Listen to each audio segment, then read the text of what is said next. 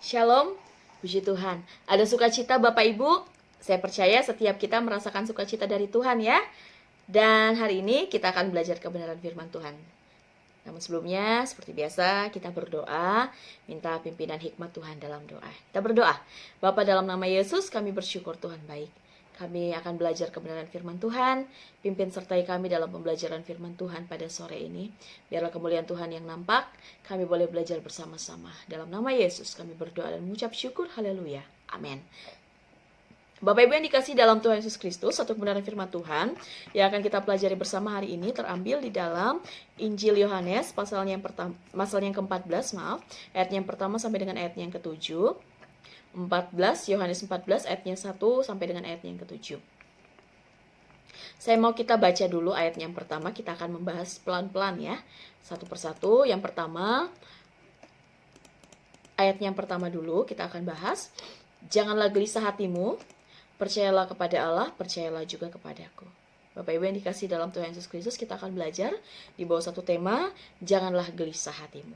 Saya percaya Bapak Ibu sudah membaca bagian ini, baik itu secara pribadi maupun secara keluarga di rumah masing-masing, sehingga saya tidak perlu membaca lagi sepenuhnya atau keseluruhan bagian ini, tapi sekali lagi kita akan membahasnya per ayat, per bagian. Janganlah gelisah hatimu. Kita akan belajar di bawah tema itu. Bapak Ibu, kata gelisah menandakan suatu tindakan atau suatu perasaan yang penuh dengan kekhawatiran, menandakan orang tersebut mengalami suatu situasi di mana hatinya tidak tentram, yang kemudian berimbas kepada perbuatannya juga yang tidak karuan atau tidak baik, tidak tentram biasanya, merasa khawatir, tidak tenang dalam tingkah lakunya. Gelisah juga mencerminkan satu tindakan atau satu situasi yang penuh dengan kecemasan, kegelisahan, satu ekspresi yang di dalamnya itu penuh dengan kekhawatiran, ketakutan, dan kecemasan. Bapak Ibu, kalau kita melihat mengapa kemudian Yesus mengatakan di dalam bagian Yohanes 14 ayat yang pertama, jangan gelisah hatimu. Ini merupakan bagian dari penghiburan yang dilakukan oleh Yesus yang diberikan kepada para murid yang ketika itu merasa khawatir, merasa gelisah karena mereka tahu bahwa beberapa saat lagi mereka akan berpisah dengan guru mereka, dengan panutan mereka, dengan Yesus. Dalam beberapa bagian sebelumnya, Yesus sering sekali mengatakan bahwa ia akan pergi, Tuhan akan meninggalkan, Yesus akan meninggalkan mereka dan lain sebagainya. Sehingga jelas sebagai orang yang terus ada bersama dengan Yesus, para murid merasa khawatir, para murid merasa takut, para murid merasa bahwa mereka takut untuk ditinggalkan, mereka gelisah, hati mereka gelisah, pikiran mereka tidak tenang, dan hal itu diketahui oleh Yesus. Bapak Ibu yang dikasih dalam Tuhan Yesus Kristus, ada beberapa alasan mengapa Yesus katakan jangan gelisah hatimu, dan hal ini juga dinyatakan bagi setiap kita. Jangan gelisah hati kita. Poin pertama, alasan pertama, ayatnya yang pertama sampai dengan ayatnya yang kedua. Janganlah gelisah hatimu, percayalah kepada Allah, percayalah juga kepadaku. Ayatnya yang kedua, di rumah Bapakku banyak tempat tinggal, jika tidak demikian tentu aku mengatakannya kepadamu, sebab aku pergi ke situ untuk menyediakan tempat bagimu. Poin pertama yang bisa kita pelajari, mengapa kehidupan kita sebagai orang percaya jangan gelisah atau tidak boleh gelisah. Yang pertama adalah karena Tuhan sudah janji bahwa Ia menyediakan tempat bagi kita. Sebagaimana dikatakan, saya katakan sebelumnya bahwa keadaan kegelisahan hati yang dialami oleh para murid ini dikarenakan waktu itu mereka tahu bahwa sebentar lagi bahwa Yesus akan meninggalkan mereka. Waktu Yesus akan meninggalkan mereka itu semakin dekat. Hal itu terlihat dari beberapa kali ucapan Yesus ketika Yesus katakan bahwa Ia akan pergi, Yesus akan meninggalkan mereka, dan pernyataan-pernyataan Yesus yang lainnya yang menimbulkan suatu kegelisahan dalam diri mereka bahwa oh benar, Yesus sebentar lagi akan pergi. Namun Bapak Ibu yang dikasih dalam Tuhan Yesus Kristus, kita bersyukur karena kita punya Allah yang luar biasa. Ketika Ia pergi, Ia naik ke surga, Ia bukan pergi untuk sesuatu yang sia-sia, namun Bapak Ibu sebaliknya, ayat yang kedua dilanjutkan dengan satu kalimat yang luar biasa. Ini janji Tuhan. Ia pergi karena Ia menyediakan tempat bagi kita. Di mana Ia berada, di situ pun kita akan berada.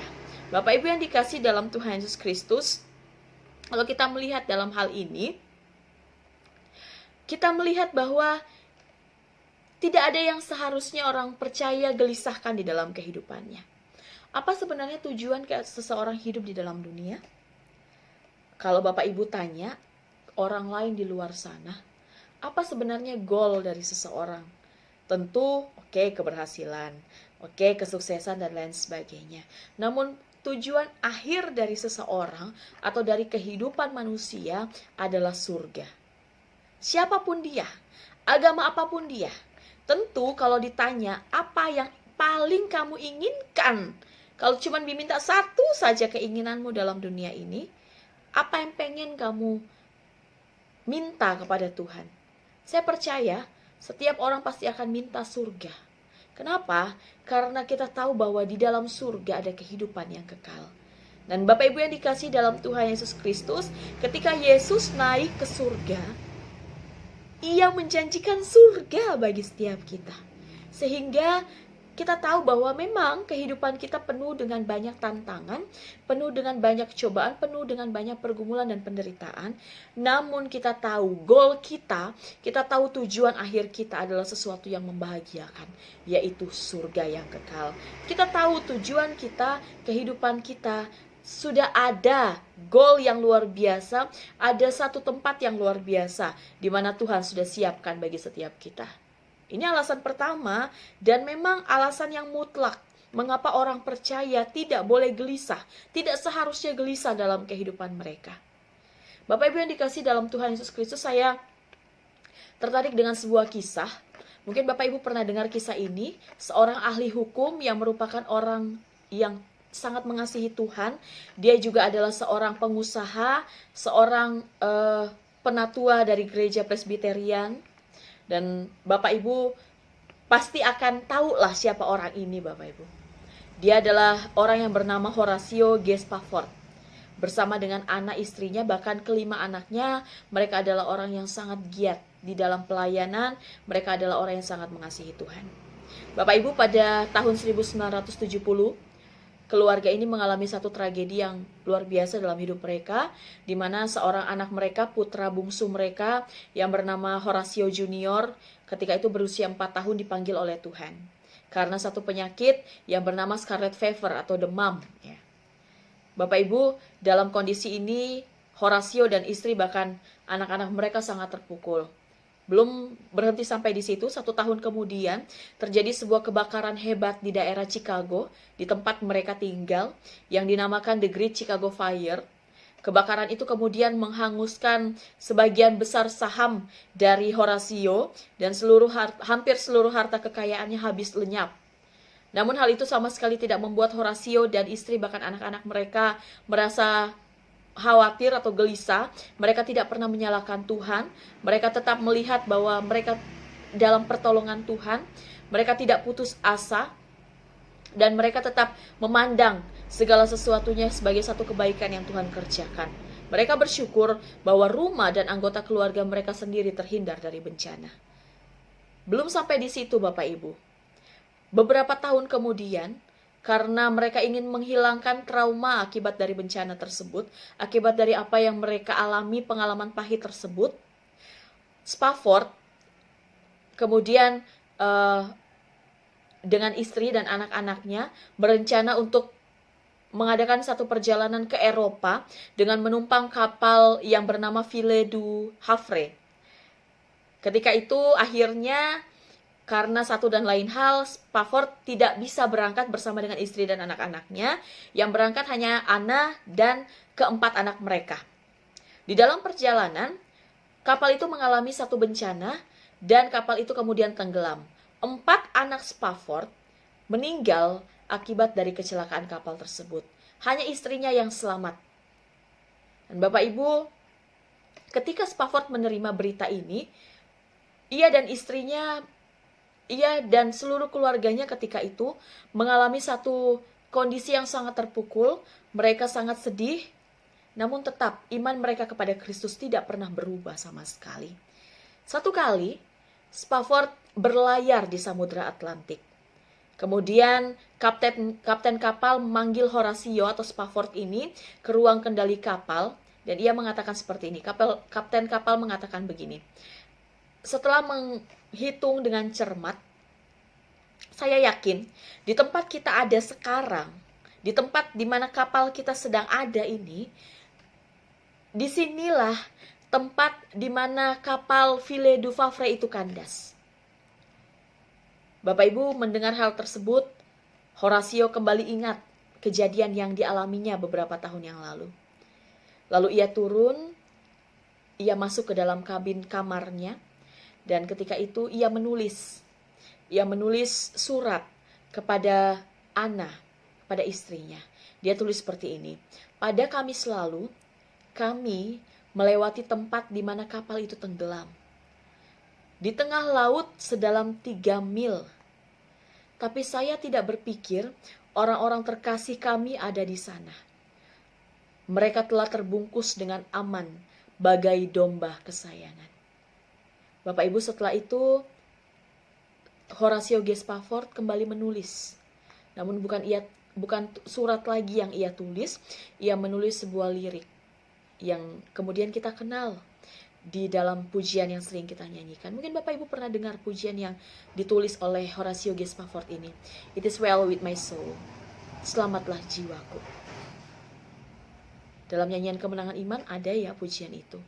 Bapak Ibu yang dikasih dalam Tuhan Yesus Kristus, dalam hal ini Spafford tahu benar bahwa apa yang dialami dalam kehidupannya adalah sesuatu yang sebenarnya mungkin sebagai manusia dia tidak mampu, membuat dia khawatir, membuat dia gelisah, membuat dia cemas, membuat dia marah. Namun ia percaya bahwa tujuan akhir dari kehidupannya adalah surga yang kekal. Sehingga itu yang menjadi penghiburan baginya, bagi istri dan bagi keluarga besarnya. Bahwa imannya di dalam Kristus tidak pernah goyah. Apapun yang terjadi dalam hidupnya, dia tahu tujuan akhirnya adalah surga yang kekal. Sehingga walaupun ketakutan, kegelisahan itu datang, tidak sama sekali merampas sukacitanya, karena ia tahu akhirnya ketika ia bisa melewati semuanya itu, ada satu tempat yang luar biasa yang disediakan oleh Tuhan baginya, bagi setiap orang yang percaya kepadanya. Bapak Ibu yang dikasih dalam Tuhan Yesus Kristus, ini yang menjadi satu kekuatan kita dalam poin yang pertama. Mengapa kita tidak boleh gelisah? Karena kita tahu jelas kemana kita akan pergi. Rumah Bapa yang kekal, tempat yang luar biasa yang sudah Tuhan siapkan bagi setiap kita. Poin kedua Bapak Ibu, mengapa kita tidak boleh gelisah? Ayat yang ketiga sampai dengan ayat yang keempat. Di situ dikatakan begini, dan apabila aku telah pergi ke situ dan telah menyediakan tempat bagimu, aku akan datang kembali dan membawa kamu ke tempatku, supaya di tempat di mana aku berada, kamu pun berada. Dan di mana aku pergi, kamu tahu jalan ke situ. Bapak Ibu yang dikasih dalam Tuhan Yesus Kristus, kita melihat poin yang kedua, Tuhan menjanjikan kebersamaan bagi kita. Tuhan menjanjikan kebersamaan bagi setiap kita. Dan Tuhan menuntun jalan hidup kita dalam ayatnya yang kelima sampai dengan ayatnya yang ketujuh. Di situ jelas dikatakan, Tuhan, kata Thomas kepadanya, Tuhan, kami tidak tahu kemana engkau pergi, jadi bagaimana kami tahu jalan ke situ?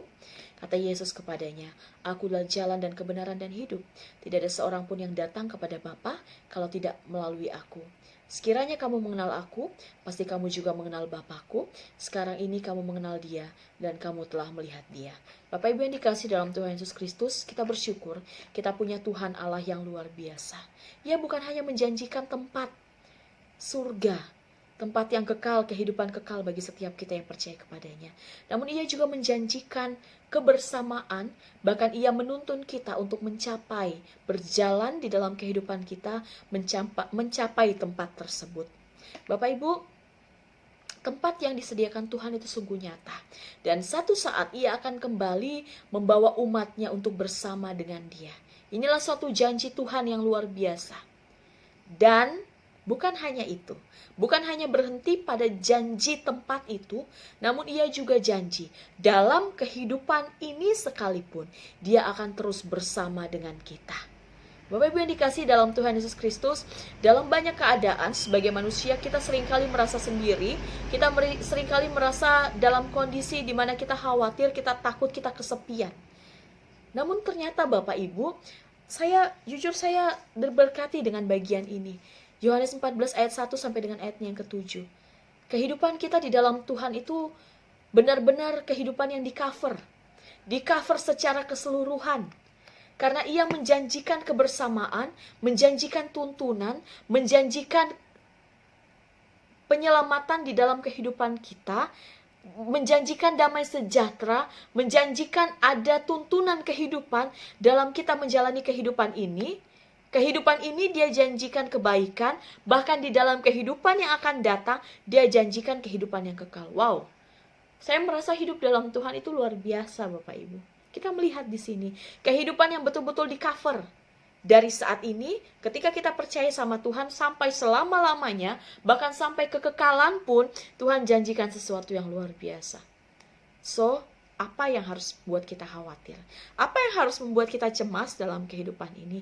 Toh, Tuhan sudah janjikan dalam hidup ini, Dia katakan, akulah jalan kebenaran dan hidup. Tidak ada seorang pun dapat sampai kepada Bapa kalau tidak melalui aku. Aku akan menghibur engkau, kemana aku berada di situ pun engkau berada. Aku pergi, kamu akan tahu jalan ke situ. Bagian lain juga ia katakan bahwa sekiranya, tidak ada seorang pun yang datang kepada Bapa kalau tidak melalui aku. Sekiranya kamu mengenal aku, kamu pasti juga akan mengenal Bapakku. Bapak Ibu yang dikasihi dalam Tuhan Yesus Kristus, kalau kita membaca bagian ini secara full ya, kita melihat bagaimana janji Tuhan luar biasa. Saya ketika menyampaikan bagian ini kepada Bapak Ibu, saya merasa bahwa benar ya, hidup saya, hidup Bapak Ibu, hidup kita sebagai orang percaya itu tidak setengah-setengah di-cover oleh Tuhan. Tuhan tidak hanya menjanjikan masa depan, Tuhan tidak hanya menjanjikan keselamatan untuk kehidupan kekal, tapi Tuhan juga menjanjikan penyertaan di dalam kehidupan saat ini. So, apa yang harus kita gelisahkan? Apa yang harus kita takutkan dalam hidup ini? Karena Tuhan sudah menjanjikan segala sesuatu yang terbaik bagi hidup kita. Jangan gelisah, apapun yang terjadi dalam hidup kita saat ini, tetap percayakan hidup kita kepada Tuhan, karena Tuhan itu baik, Tuhan itu mengasihi kita. Kita berdoa yuk. Kami bersyukur Tuhan, Kau baik bagi kami. Kami bersyukur untuk pengalaman hidup yang luar biasa. Kami belajar untuk tidak gelisah, karena kami percayakan hidup kami kepada Tuhan. Engkau mengcover sepanjang kehidupan kami, seluruhnya. Tidak ada satupun kehidupan kami yang terluput dari campur tangan Tuhan. Karena kami tahu Tuhan membawa kebaikan. Segala rencana-Mu membawa kebaikan bagi hidup kami. Hidup kami di-cover oleh Tuhan. Hidup kami terus dalam penyertaan Tuhan. Saat ini, sampai masa depan, bahkan sampai Tuhan menjemput kami, kami tahu jelas kehidupan kami, ke arah mana, bahwa Tuhan sudah membawa kami, sedang membawa kami kepada satu keselamatan kekal dalam Kristus Yesus. Terima kasih untuk kebaikan-Mu. Dalam nama Yesus kami berdoa dan mengucap syukur, haleluya, amin. Shalom, Tuhan berkati.